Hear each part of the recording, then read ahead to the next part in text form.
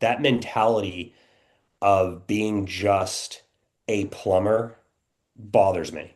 And Mm, I like people to understand that what we do makes America the country that it is.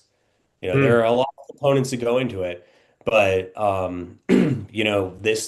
this industry, sanitary drainage potable water, was voted the number one greatest medical breakthrough in the 21st century, beating vaccinations and antibiotics because it doubled the lives of Europeans and Americans.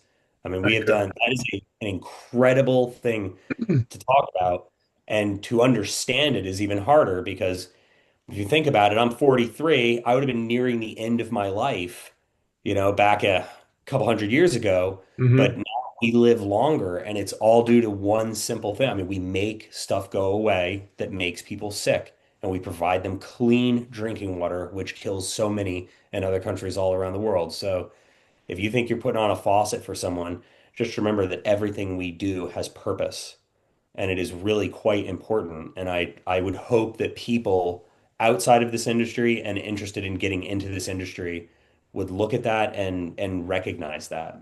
Please welcome America's service sales coach, Joe Crisara. Welcome to the Service MVP Podcast, the show that helps home service professionals master high-value sales, build stronger client relationships, and grow their business like never before. Join industry experts as they share real strategies that drive results. If you're ready to level up your service game, you're in the right place. Let's get started. It's the Service MVP Podcast. Thank you for listening and watching the Service MVP podcast. I want to give you a copy of my free book. Just click on the link below in the description and one will be sent to you from me personally. Thank you so much for listening.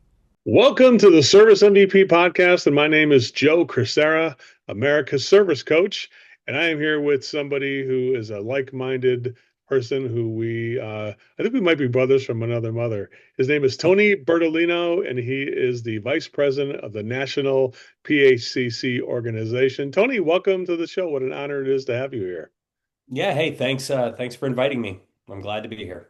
Well, there's something about, I don't know if there's a halo effect sometimes when you meet somebody, and definitely you achieve that when we first met. And every time I meet, I don't know what it is. I just like you more and more every time. Probably because we probably go through some of the same things with the family.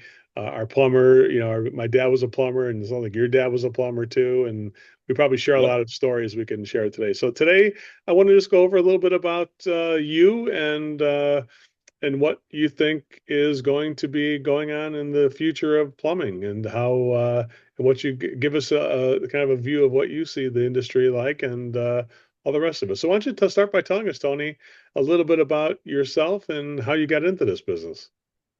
All right. So yeah, I was my dad was a plumber. I'm a fourth generation plumber actually. So it's in our blood. It's a family thing. Hmm. Uh, Originally, I wasn't going to do this career, but everything I have comes from plumbing. And so I started out same thing probably as every other kid. Plumbing was hard work. I watched my dad do it. I worked with him as a kid, and as a kid, you don't appreciate hard work, right? You kind of just want to just have it easy. But in the process of deciding to go to college or not, being part of the family business made sense. And so the weekend after I graduated high school, I started working with him. I went into the apprenticeship, I think, a couple months later, and that's where my story started. And the longer I was in plumbing, the more value I realized that plumbers give the world or give society. My dad has always been a huge advocate for this industry. I mean, he loves this job, and I learned to love it because of him.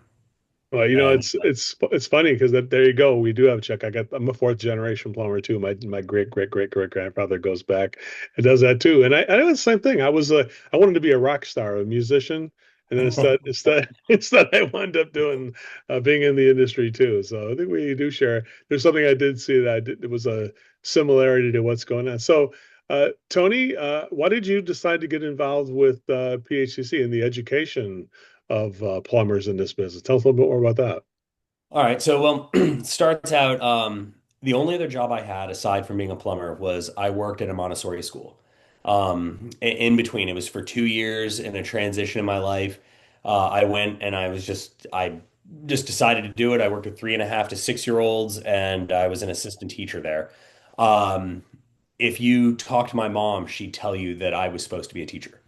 I love education. I love talking to people and trying to show them what to do or teach them how to do something. Hmm. So I really loved it. And so then when I got back into plumbing, I finished up my apprenticeship. And at the time, a woman named Bonnie Chamberlain was our director of our apprenticeship. And I went and I asked her, I said, Bonnie, what credentials do you need and how do you become a plumbing instructor? Because I would like to do that.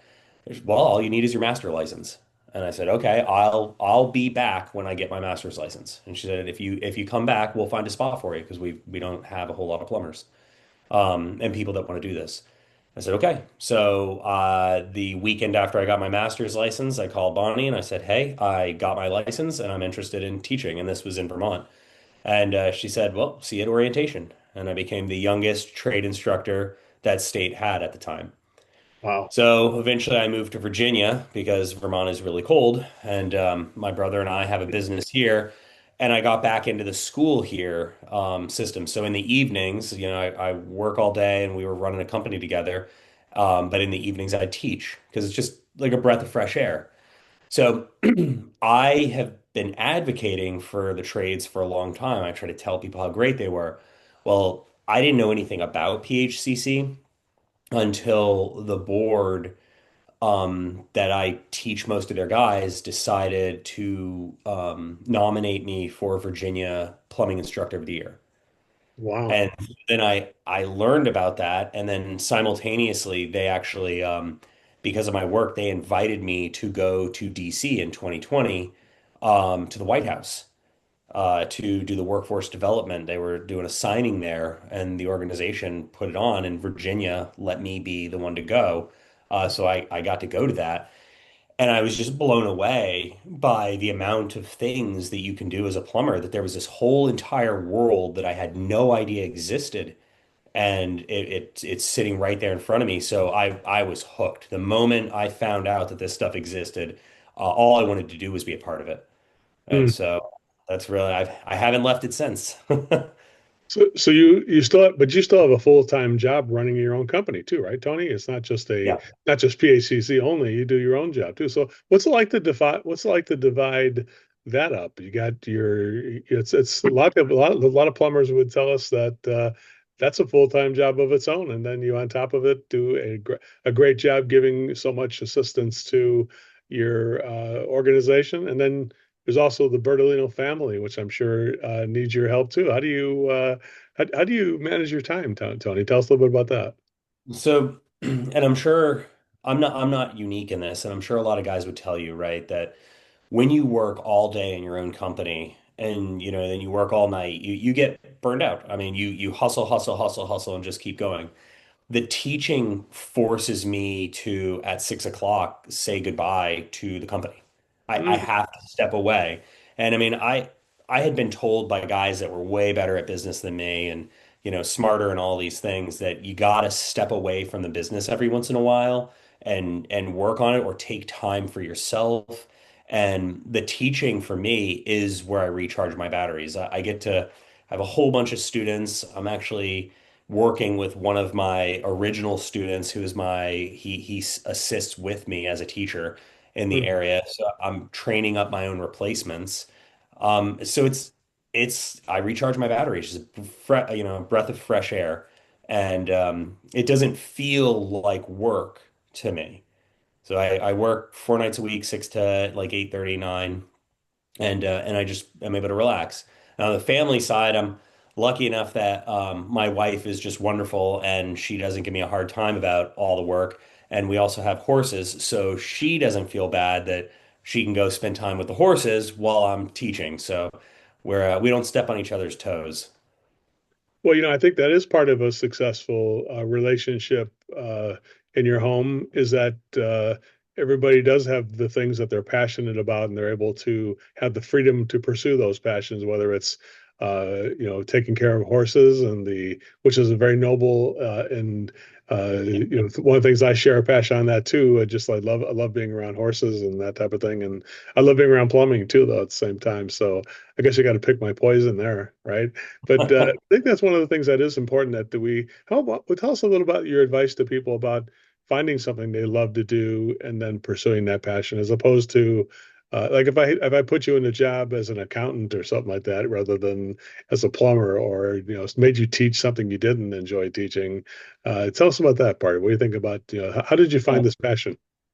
So, it's hard, right? The doing plumbing, I like doing plumbing, but it beats you up. I in 2020, literally, I think it was a couple of weeks before I went to DC, I tore my L4, L5, and I had foot drop, my left leg is numb forever, and that was rough.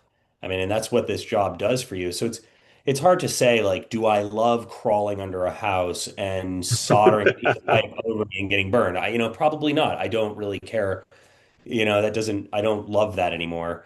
People do say it keeps you young and it keeps you moving, which they're right. But it's the broader implications of what plumbing does that truly matters the most to me. And you can probably find that in any career that you choose to do. You're going to have to accept that it's not always fun. It's not always great. It can be a pain in the ass. But it's your own mentality, the own way that you look at something. And I joke about it with some of my guys. I'm like, I'm a survivor. It doesn't matter if I'm doing plumbing or anything. Like, I'm going to survive. I'm going to work and do whatever it takes. I never thought of work as I had to do the job that I absolutely loved. I just needed to be able to survive. Now, the teaching side of what I do is what I love the most. And then working in the organization is the other thing that I love the most. So I like being a plumber. I like having my own company and training people, but I love pushing the industry forward and working on showing people how to better their lives or how to make money to survive, buy houses. I mean, it's so rewarding for us because it's, air quotes, easy. Nobody wants to do the job. And so, you got all these people complaining about, oh, well, I don't have money to buy a house and I can't do this. And the econ, and it's like, well, hey, I can get you a job right now. You can start right now, and then you just move up the ladder. And I mean, my guys don't have problems buying houses. They're able to buy property and do the things that they want to do because no one wants to do the job. Now, if you Hmm. really don't want to do it, then okay. But find something that you can do and hustle at it to, make ends meet. But then also find something that you love on the side. Make time for that. Mine happens to be part of the job that I'm doing. My wife, it's horses. Hmm. So she do horses, and that is part of who she is. She's going to do it after work every Yeah. day because that's who she is. If you don't have that, then the scales aren't balanced and all you're doing is working. So when you have bad days, those are really bad days. And when you have good days, you just get reminded about how bad the other day was. And I don't, it just seems to be the thing that people focus on the most. But just think about it. I mean, every time you fix something as a plumber, you're doing good for somebody. You're helping people constantly. We're Hmm. not selling people clothing, which is a great, you need retail. You need the people in there, creating those relationships or doing those things. But like we're helping people that are in need constantly. Um, and I tell my students, problem solving is intelligence, and that's what we do every day. So you got to be pretty smart to do this job. I want everybody to come to the next Total Immersion, the life-changing event where you increase your sales and your personal growth. What should we do?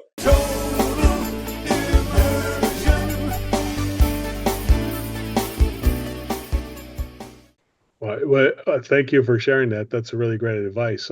Tony, I didn't clear these questions. I got a few I'm going to ask you that might be a little off the wall here, but That's okay. so as they're all going to be just to give us share whatever's in your heart here, right? Mhm.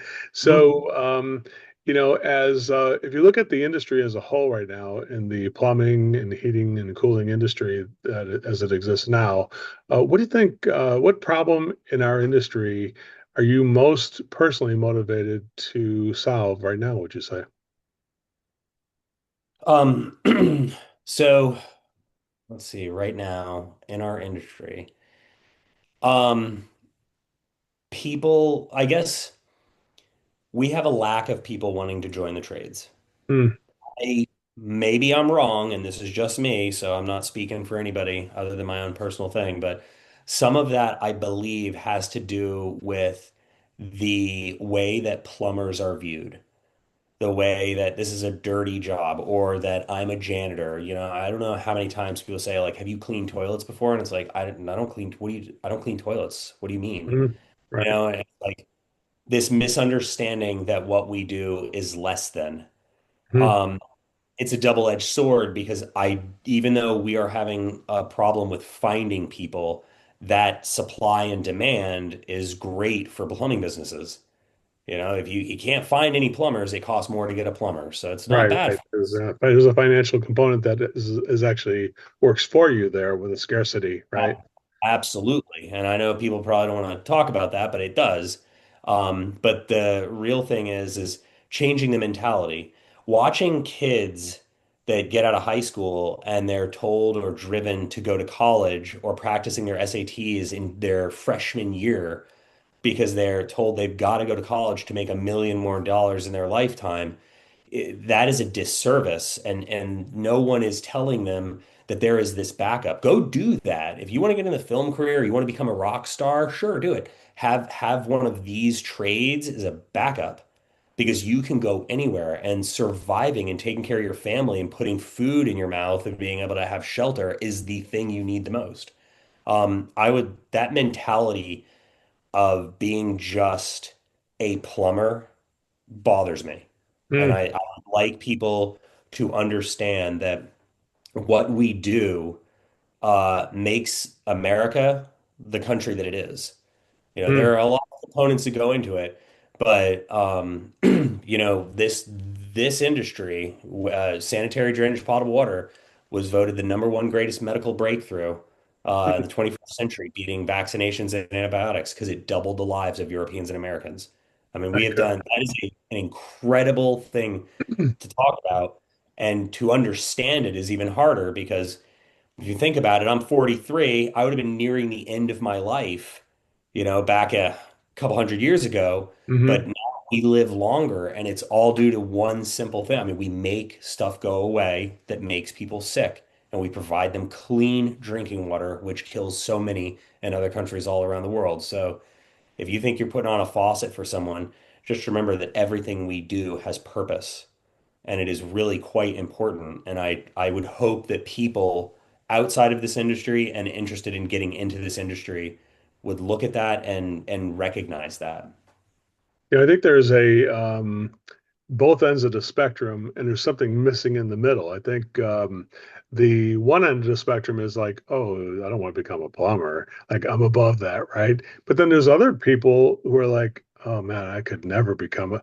I don't know how you. I don't have the connections or whatever. That's plumbing's too good for me. Like there's a extreme end on both ends. Like some people are like, oh, I would never do that job. It's disgusting. Other people are like, man, I'd love to be a plumber, but I just don't know how to get into it and things. Does that make sense? Or there's that middle piece there that we're missing, you know? What do you think of that? Yeah, you're absolutely right. I know, right, like California has some specific rules. Virginia is easier to get in. Vermont, it was like it used to be one license to one apprentice, and there was no such thing as helpers. So me being a master plumber, I could have a guy work for me and it was obligated to put him in the apprenticeship program, but I couldn't hire a second. Mm, And so you're right. So it's like, how do you got to find somebody that can actually hire you? And in that, so every state has its struggles. I was talking to Tyler Arndt out of Wisconsin, and I think he was hmm. telling me that you have to be licensed to do the work to run the truck. Hmm. So Hmm. it's like if your guy is not interested in getting the license and he's just a helper forever, you're not expanding. And so I mean, how do you put more people in? And so you're right. There's it's just not being talked about. I Yeah, mean, you remember high school. High school showed you like shop class and other things. I yeah. mean, now Mhm. it's really geared to get those SAT scores up and get to college. Well, I think, people like you and I, we had kind of a fast track because we're born into the trades in a way, and so we almost like, yeah, I want to try something else, and then, you know what, this is actually it's, what am I screwing around with? Let's just do what I know, because I helped my dad since I was like, 8 years old or whatever. So it was like, and I was like determined to try something else, but then it was like magnetically pulling me toward it. So, but I think there's other people that. I noticed they're like a barrier because the licensing part of it, I think, is like the thing that kind of intimidates people. Like, I don't know how I would even Oh, approach that part. And this is where PHCC bridges that gap. Could you speak more about that and how that's something you're really involved with there, Tony? so so you're talking about the licensing Yeah, issues. just to make sure that you're the education that anybody can walk into a PHCC location and say, hey, how do I become part of this Oh trade? yeah, yeah, yeah. Okay, You have yeah. a track there, right? I mean, it's like Yeah, so it's intimidating to find that track, but I don't think people realize you could just literally just walk in and start talking, and you'd probably be guided to a path, no matter where you're starting from. Would you agree with that? yeah, you're right. So, Virginia, when I was trying to find information about licensure back in the day, it was really convoluted, and I could, I mean, I was already a master plumber trying to find out how to do it down here, and information from the board people or not, well, from the people answering the phones was not really straight, and I didn't know. But PHCC, as the oldest trade organization, if you get a hold of them, they will point you in the right direction. And the people that are part of, I mean, the love of the PHCC is that, you know, it's just a bunch of people like me, like-minded, like you. So when you get a hold of one of these guys or women, they're gonna take they're gonna stop what they're doing and be like, hey, let me help you figure this out. I mean, they love the trades and they love being a part of this. So you're right, they will help you find where you need to go to be successful. I think though a lot of times in our younger people in our society, they don't have that clear destination though that that's what I want to do, right? And I think that's one of the liabilities. I don't think it's always like I think sometimes we blame ourselves because we can't figure out how to get those people to join us. But in the same token, I think some of those people are kind of not really specific in the direction they want to go in their life, honestly, as well too. What do you think of that? Yeah, you are correct. So in Virginia, when I was president in Virginia, we called it Future Leaders. I think we're changing the name to Rising Leaders. And the thought process is that PHCC has long catered to the business owner. So when I won the Instructor of the Year award, they had me on a panel and someone asked a question and they're like, how do you get more, younger people or this, that, and the other thing to come to connect? And I mean, I swear, I thought my career with PHCC was over because I just said, well, I mean, why do you bring your people that work for you? Why didn't you bring your managers and stuff? Because every business owner has taken a shot. Win or lose, you went out on a limb and you went for something. But so then you go to these events and these trainings, which are really good and helpful, but there are a lot more employees in plumbing than there are business owners. And so what about them? What about all, your top person? How are you investing in them? And so with that idea, and it fell on crickets. Like no Hmm. one said Hmm. anything. I was like, Hmm. oh, these people hate me. Um, because I challenged it, I guess. And so Virginia, we decided to do at the time the Future Leaders Program. It is a program that only allowed a certain number of employees from companies in it per year. And I created a supplemental education system that I felt was missing in a lot of the younger generation, like financial management, right? Hmm. I mean, we see in our industry a lot of guys, they'll leave for 25 cents more an hour if they get Hmm. that offer because they live paycheck to paycheck. So I was like, How do you invest in their future, make them stronger employees, but then also stronger for themselves? Like, I don't want to, give you sales training. Really, that benefits me. Like, I'm teaching you how to be an extension of myself and make more Hmm. money for the company. I want them to have a better life. I want them to be successful in every avenue of their life.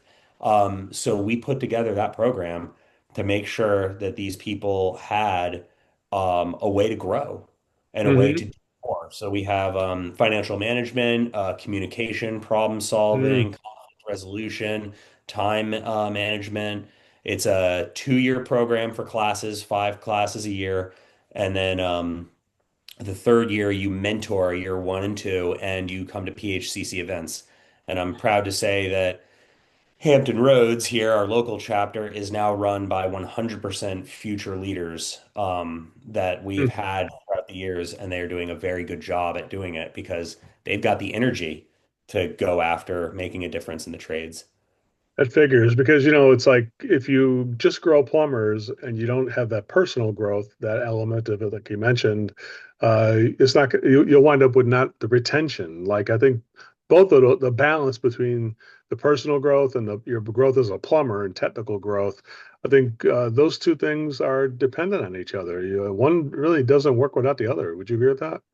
Yeah, yeah, absolutely. What? Absolutely. I mean, yeah. And that's not, I don't know that that's plumbing's fault. I think it's the education system's fault. I mean, I see a lot of people come through that have, really very limited mathematics skills, like, haven't talked about compound interest and Hmm. that is a disservice to the youth of, I mean, these people are going to be the people that run this country and, tuck me in at night when I'm an elderly person. So they need to be able to do these things and take care of themselves and be able to and take care of others. Hmm. Tony, let me ask you a question. What do you think is changing the fastest in this industry right now? Whether it's regulation or consumer expectations, or I know you mentioned the workforce, but I think that's always been, I'm not saying it's never been solved, but I think we're working on it, but it's been a long-term problem, the workforce problem, finding somebody like that, to grow people, to find people to grow is hard to do. But looking at either the regulations or consumer expectations. What do you think is the fastest changing thing that's happening right now in the industry? Um, I mean, regulations of those two, I'd say regulations. Overall, I'd say technology. Mm, Uh, tell us about that. Technology. Yeah, because I mean, if you think about it, right, we used to joke about it, and it was like Mansfield glazing the trapway of a toilet was like one of the largest technological advances we had in toilets. And they haven't changed. We use gravity. Maybe they go from 3.5 to Right? 1.6, and then they go, but Uh-huh. it's like nothing's changing. But I'm not that old, but I grew up when we were using, mercury thermometer or thermostats, and Hmm. now we have thermostats that we can check on what the temperature is at our house when we're in another state.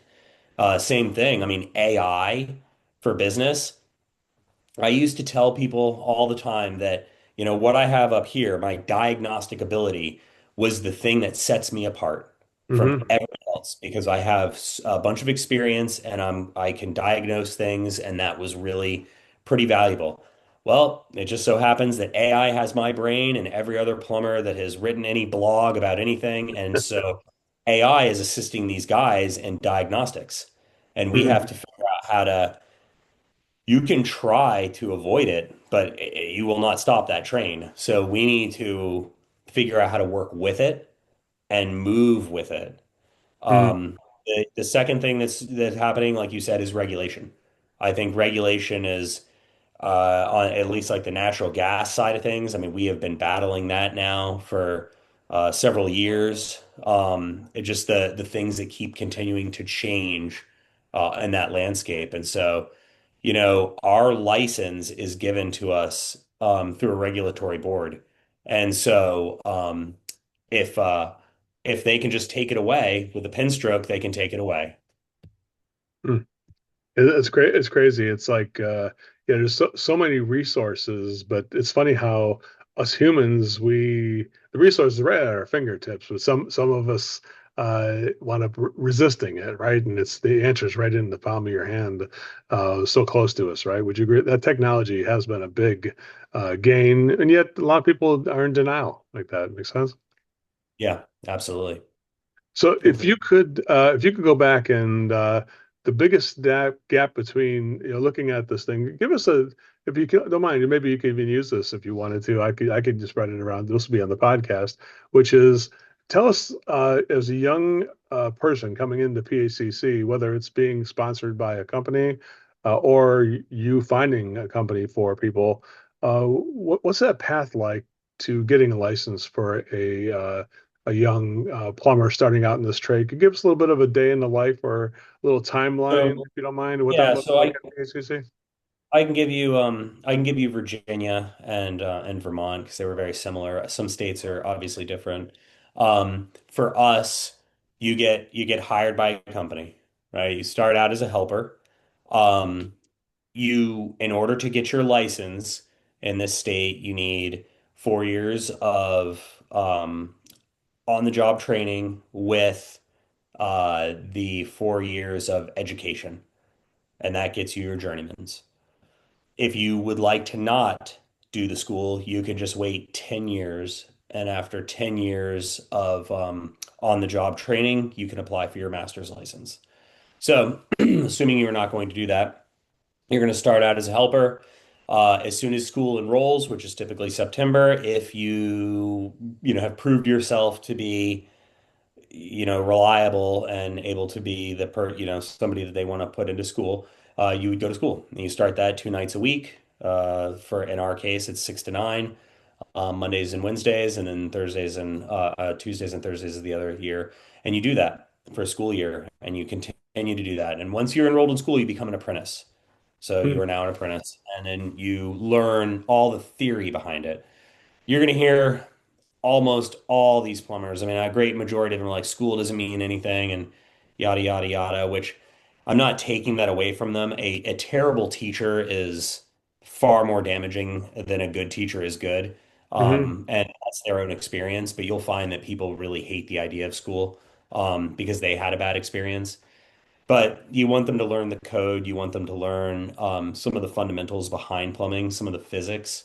It's not necessary to do the job, but it's necessary, in my opinion, to be an expert at the job. So you want to learn that. You want to pay attention, and then you want to pay attention while you're working with tech and riding along and understanding how to use tools and how to do the job. And then at some point, you're going to be eligible to sit for your license test. In Hmm. this state, your license test will be 100% on your knowledge of the code. So if you're doing service all day long and not paying attention in school, you will have to navigate the code book and understand. They're not going to ask you questions on how to rebuild a faucet. They don't care about you rebuilding a toilet or pulling a reset or running a Hmm. drain cable. It is code specific. So, and upon completion of that, you'll become a journeyman plumber. 1 year after you're a journeyman, you can sit for your master's exam, and then you become Hmm. a master in the state of Virginia. That's awesome. Well, I think that's the thing. I think a lot of people don't realize how much design work there is in plumbing. It's not just the work part of a plumber is the minimal part, the brain part of it, and the designing of the flow of incoming water and outgoing water, the designing of the system and redesigning. Because I think sometimes people realize like a good plumber doesn't just take for granted the design that's in a home or a business. They're like, hey, let's evaluate this design to see if this is even going to be something that could even last for a long time anyway. Make sense? Yeah, actually, and it's funny you say that. Yeah, I tell the guys, and engineers who designs plumbing, but I don't like being told what to do. So I want to make sure that I know what they're doing. And actually, before I had a company, I worked for a commercial company. I was their superintendent estimator, Mhm. and we were doing a job. And I realized I was like, hey, the code changed. And now, after 50 linear feet, you have to have a recirc system. And they were like, my bosses were like, oh, we do. Is there not one? I was like, yeah, there's not one here. And they're like, send an RFI. And we ended up getting a huge change order. It was like ridiculous for what we Mhm. got because the engineer missed it and it Mhm. had to be installed per code. And my boss came to me and said, I want you to double check everything like that. You find something like that, you let me know because we'll make money on it. And I was like, wow, okay. I hadn't thought that my knowledge of that mattered enough. And so, yeah, you're able to look and see because engineers, again, every plumber who watches this gonna be like, they don't love engineers all that much. Hmm. But you know what? They themselves should be a mechanical plumbing engineer, because that the evaluation of the system is what makes you, to me, elite as a plumber, not just the worker. I mean, I could probably train anybody in a few months how to do some of the work, little aspects of the work, but the Oh design yeah. of it is something that, like when I took my plumbing exam in the state of Illinois, I was like, oh my God, I just like. I had to take it twice because the first time I'm like, I was mildly prepared. I thought, oh, I got this. I'm like, oh hell, I don't got this. I knew, I knew in the middle of the test. I said, now I'm just taking the test to learn the questions for next time. Yeah. Oh, I I know. was like, It's funny you say that. It's that, and I'll catch a lot of heat for this, right? That solder versus pro press argument where people are like, solder, it's like an art. And it's like, I mean, I can teach somebody how to solder in an afternoon. I mean, maybe not good. They're not going to be like a 10-year plumber soldering, mhm, but like the concept can be taught in an afternoon. However, sizing the DFUs for an entire building and knowing which size vent system and drainage system mhm, you've got to use and knowing the different materials that will require nail plates or your hanger spacings and all. I mean, that takes time. And I mean, go ahead. There are plenty of plumbers out there that I can be like, here's a big old room, design me a bathroom with the appropriate wet venting and all that. And they're like, I don't do design build. But I mean, but soldering is the thing that makes us plumbers. I mhm. mean, I'd never understood that, why the soldering had to be such a big deal. Right, right. A little overemphasis on the small things. Tell me, as a teacher and an instructor, and being involved with PHCC, I know when I do teaching my stuff, which is just customer service skills that become something that's an asset to the company too. But tell us about the top three habits, that immediately as an instructor, you're like, this person's got it. I can see they're going to be good at it. What are the top three habits? I'm going to ask this question slowly to make sure you get yourself acclimated to the question. The top three habits that you see um, in the best technicians or plumbers who, regardless of their age or culture or anything like that, but there's something about it that all of a sudden flips your switch and like, dude, this one's gonna be good or whatever. This girl's gonna be good, because it is a very diverse trade now. It's not just only used to be very only certain men. Now it's a diverse trade between different nationalities and cultures and genders and everything like that, right? So tell us about, how do you identify the top three habits you see in a person who gets it, quote unquote? What do you think there? So plumbing school isn't necessarily fun because you've worked all day and then you got to come deal with me afterwards.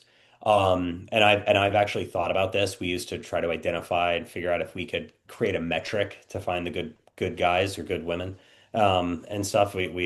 But I would say number one is their hunger, right? The very first thing. So when I'm in that classroom, I've got 145 students. There are some students that, as much as it might drive you crazy, they want to stay after class. They want to just pick your brain. They ask you questions about things. They ask you questions about things they know the answer to, but they're Hmm. just double checking their own logic. Um, the ones that will take a test or will, they'll write where they found the answer in the code book. They put in just a little bit extra and they're proving to you at the same time as to themselves that they want to be here and that they're hungry for it. And I mean, when you have somebody with drive, you're already in a winning position with that person. Because I mean, they're a torpedo, they're ready to go. You just have to point them in the right direction. The next thing I would say is communication. The way that they communicate is big. And I have learned through the years that communication is the number one best point about me in service. I mean, that was what made me successful was how I spoke to people, how I Hmm. used my words, how I communicate situations and issues, and paint a picture for somebody or tell a story. And that is the number one thing that has helped me in this. And you'll get people that their communication skills are excellent. And I call it the gift of gab, that they're able to talk to you about anything, keep you locked in, keep you interested in what they're saying, and then you turn around and the whole classroom is listening to them as well. Mm, So you're right there. You're like, okay, this person has it. And you don't have to be a service plumber, but it's a leadership quality that you find really important. And then the last one, which is it's kind of is the way that they use tools. mm, Um, you and I grew up in plumbing, right? So you're always able to just pick up a screwdriver. It's just natural. A tool is an extension of yourself. mhm, Right.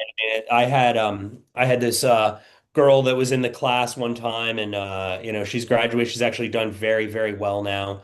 And she told me at one point when she was a first year student, she was worried about not being strong enough to do plumbing. And I was like, well, I'm not the strongest guy in the world, but my 3 foot pipe wrench in the back of the truck, it helps me turn everything.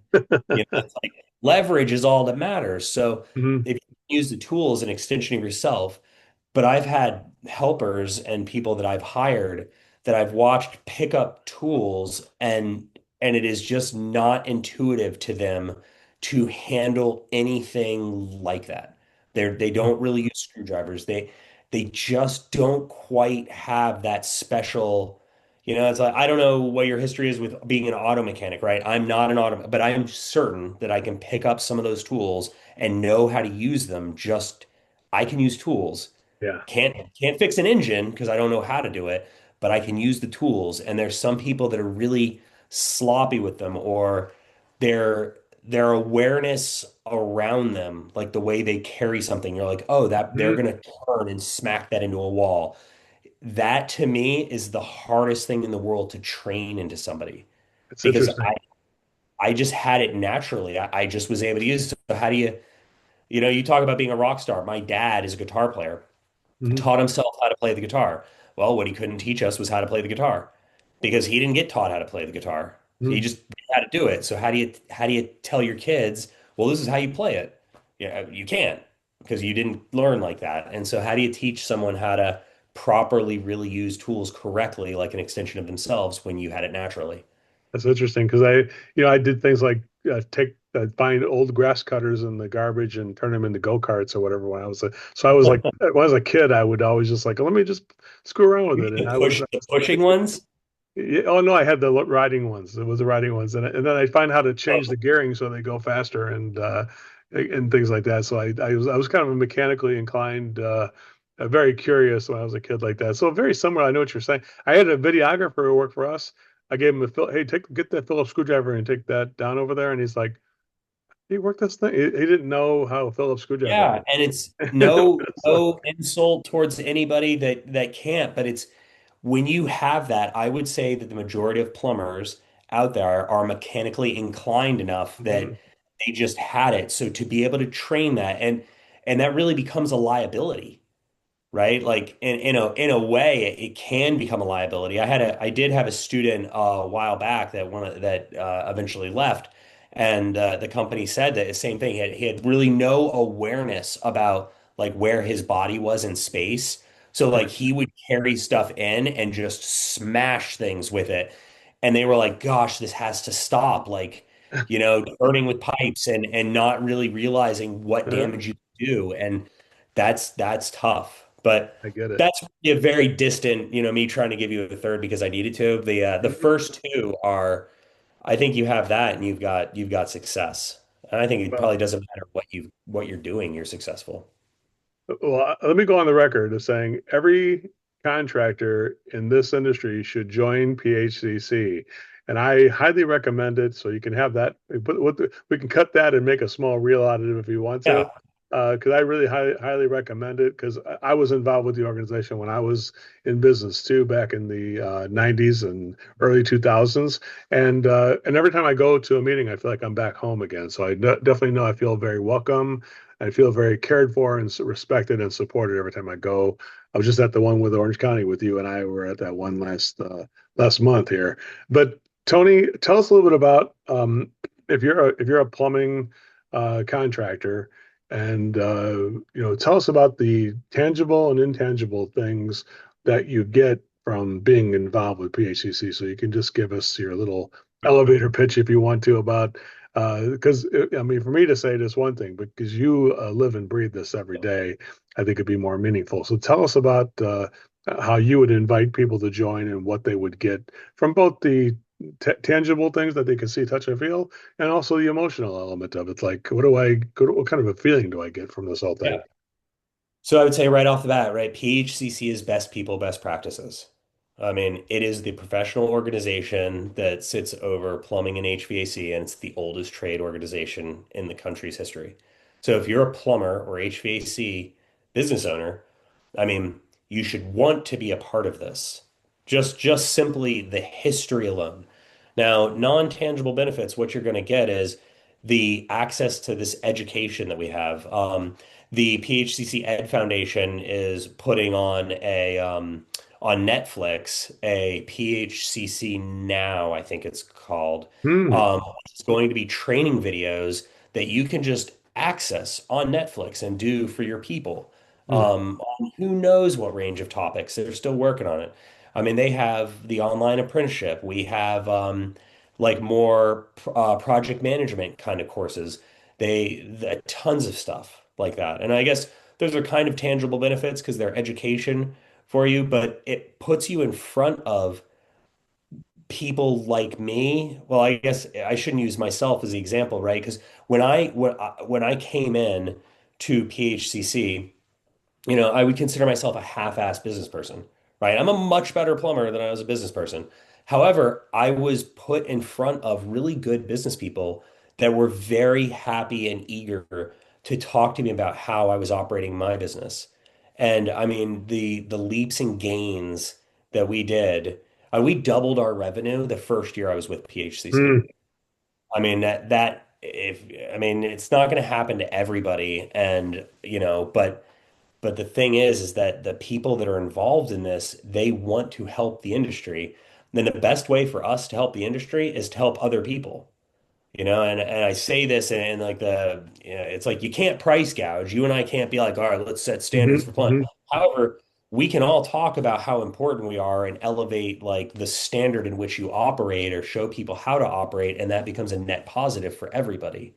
Um, these people, like we have agreements in our organization where you can't poach employees. So, if I had one of my guys went to a PHCC member, he left, and they called me on the phone and said, "Hey, this guy he was thinking." I said, "Yep, yeah, he already told me he was thinking about leaving. His son works over there. He'd like to go work with him." And I said, "I have no hard feelings. It's fine." And they gave me a call. But that meeting people that are doing the same thing you are, that may have done the same mistakes you're gonna do if you keep following your path, and they can talk to you about how to avoid them or to pick the brain of somebody who's willing to sit there and be helpful to you. I don't know who doesn't think that's valuable. Hmm. I don't know how you could find it invaluable.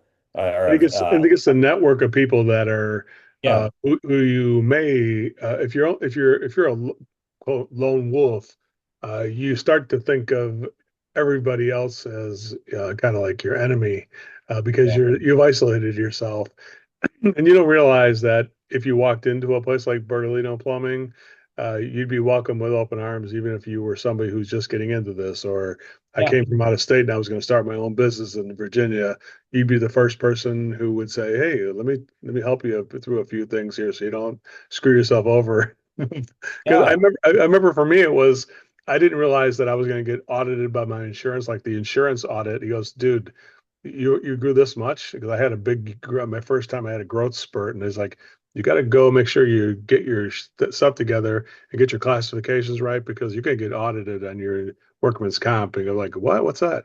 And I didn't even know. And he's like, sure enough, he helped me prep myself so when I did have it, I was clean and I didn't get killed on my workman's comp audit and things like that. And just even the break even we don't fix prices or anything like that, but we do talk about our break-even price and the cost of business. And yeah. there's some things that are common to all of us, which are You can calculate your own price that you want, but there's a certain way to calculate that kind of stuff, which helped me from PHCC as a business person.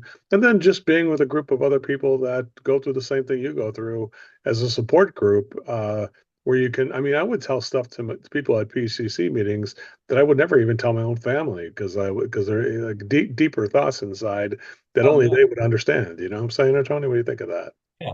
I agree. Yeah. I was talking to my wife about it, and it's like, because we were just in Orange County, and it's like, Mike invited us out there and stuff, and it's like we have family all over the country because of PHCC. You Hmm. know, if I were to choose to go, if I could go anywhere I want to go, the first thing I would do is call somebody in Right. PHCC in that area and be like, what should I do? Mhm. And it's like I go to California, and I haven't spent a lot of time in California, and the first person that's right there at the door is Mike, ready to show me this, show me that, take me Mhm. around, show me headquarters. He's taking time out of hhis day to escort me around like I'm a VIP, and I'm just some guy from the East Coast. And Mhm. and it's you have that, and we'll likely have those relationships forever, because most of the people that I know that have been in the organization for a really long time have those similar relationships with their people that they've had forever. And that you don't get that just anywhere. And No. then as far as, the tangible benefits, it's those things like the Future Leaders Program that National is working on to give out to people, where it'll be something that wouldn't cost you a whole lot, or if anything, for you to put your people into as a class to show them benefit. That way, you pick Joey, Sam, Tina, whoever, and you're like, hey, look, I'm putting you in this class, and then they have this feeling of being worth something Mhm. because you're willing to invest it. They don't know it doesn't cost anything, but you're choosing them to take a limited spot. And then Yeah. there are other benefits like, wrapping or percentages off and stuff. And the organization is working on other styles of benefits as well. Well, good. Well, Tony, I think I'm so much of your time. How much I owe you? I'm just teasing you. I mean, you are a plumber, right?